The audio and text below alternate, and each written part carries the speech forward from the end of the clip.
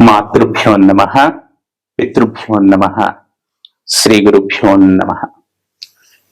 ఆ అమ్మవారి ఆశీస్సులు మనందరికీ ఉండాలని మనస్ఫూర్తిగా కోరుకుంటూ ప్రేక్షక మహాశయులకు నమస్కారం, శుభాశీస్సులు.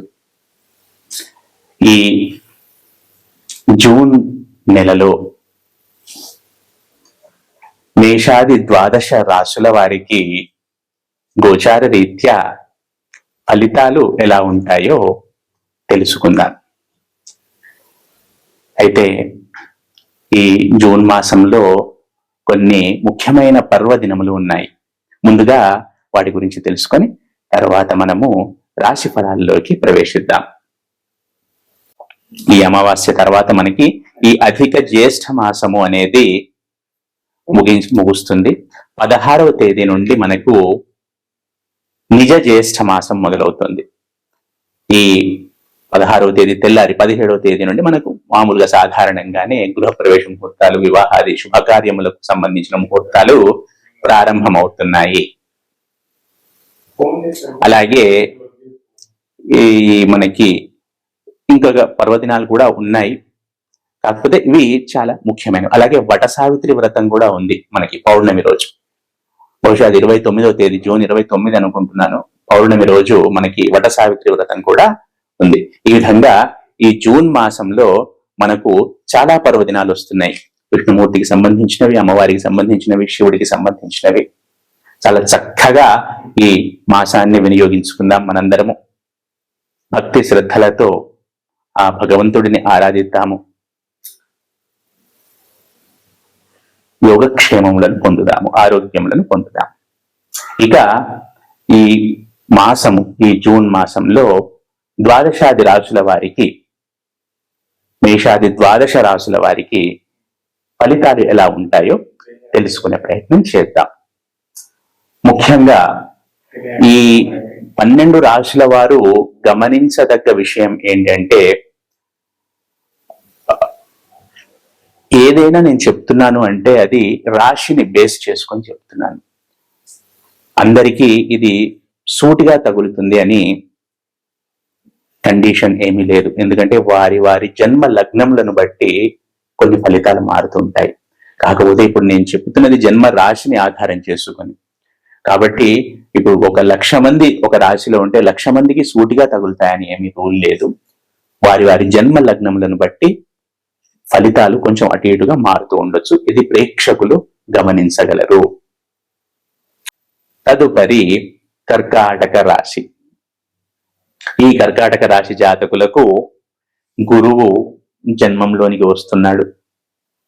ఇక్కడ 5-9 రిలేషన్షిప్ అనేది ఏర్పడుతుంది శనికి గురువుకి మధ్యలో, వీరి రాశి నుండి 9-5 రిలేషన్షిప్. సో అలాగే గురువుకు రాహువు ఈ రాశి వారికి 8వ ఇంటికి వస్తున్నాడు, 8వ ఇంట్లో ఉంటాడు. సో ఈ విధంగా ఈ కేతువు 2వ ఇంట్లో ఉంటాడు. ఈ విధమైన గ్రహగతులను, ముఖ్యమైన గ్రహ స్థితులను గమనిస్తే గనక ఈ కర్కాటక రాశి జాతకులకు కొంచెం ఛాలెంజింగ్ ఎన్విరాన్మెంట్ అనేది ఉంటుంది. స్పిరిచువల్ ఇంక్లినేషన్ అనేది పెరుగుతుంది. డబ్బులు అనవసరంగా ఖర్చు అవుతూ ఉంటాయి. ఆదాయం అనుకున్నట్టుగా రాదు.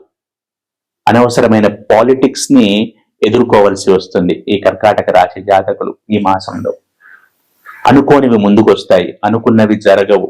సో ఈ విధంగా కొంచెం ఒడిదుడుకులు ఉండే అవకాశం కనబడుతుంది ఈ కర్కాటక రాశి జాతకులకు.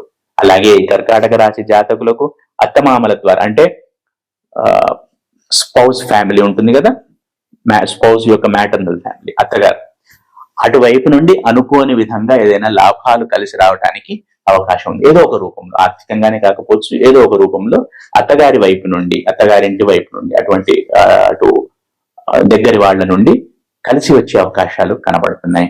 ఏదేమైనా కూడా ఆర్థిక పరంగా జాగ్రత్తగా ఉండాలి. అనుకోని ఖర్చులు ఉండే అవకాశం ఉంది. అనుకున్నంత రాబడి రాకపోవడానికి, ఇన్కమ్ రాకపోవడానికి కూడా అవకాశాలు కనబడుతున్నాయి. అయితే ఈ వృత్తి ఉద్యోగ వ్యాపారాల్లో ఉన్న ఈ కర్కాటక రాశి జాతకులు ఈ మాసంలో చిన్న చిన్న ఇబ్బందుల మినహా మొత్తంగా చూసుకుంటే సాఫీగానే సాగుతుంది అని చెప్పవచ్చును. వ్యాపారమైనా అనుకోండి, వారి వృత్తి అయినా అనుకోండి, ఉద్యోగమైనా అనుకోండి, సాఫీగానే సాగుతుంది. కాకపోతే చిన్న చిన్న ఛాలెంజెస్ అనేవి వస్తాయి, అవి ఓవర్కమ్ కూడా అవుతాయి. కాబట్టి ఎటువంటి చింత బెంగ అవసరం లేదు. అలాగే విద్యార్థులు ఎవరైతే ఉంటారో ఈ కర్కాటక రాశి వారు చాలా తీవ్రమైన ప్రయత్నాలు చేస్తుంటారు. కొంచెం మానసిక ఒత్తిడికి లోనవుతారు. కొంచెం ఓవర్ థింకింగ్ అనేది పెరుగుతుంది. మైండ్ లో కన్ఫ్యూజన్ అనేది పెరుగుతుంది. వీరికి పెద్దవారి సహాయ సహకారాలు ఉంటే తప్పకుండా వాటన్నింటినీ ఓవర్కమ్ చేస్తారు. అలాగే వీరికి మంచి భవిష్యత్తు ఉంది. వీరి మంచి భవిష్యత్తుకు పునాదులు ఈ జూన్ మాసంలో పడే అవకాశాలు పుష్కలంగా కనబడుతున్నాయి. అలాగే ఎవరైతే హోమ్ మేకర్స్ ఉంటారో, ఎవరైతే రిటైర్డ్ పీపుల్ ఉంటారో వారికి కూడా ఈ కర్కాటక రాశి వారికి ఈ మాసంలో అనుకూలంగా కనబడుతుంది. ఏదైనా పని చేయాలనుకున్నా కూడా, ప్రారంభించాలనుకున్నా కూడా, ఏదైనా విషయంలో ఇనిషియేటివ్ తీసుకోవాలనుకున్నా కూడా ఈ మాసము, జూన్ మాసం అద్భుతంగా యోగిస్తుంది. ఇది గ్రహించగలరు.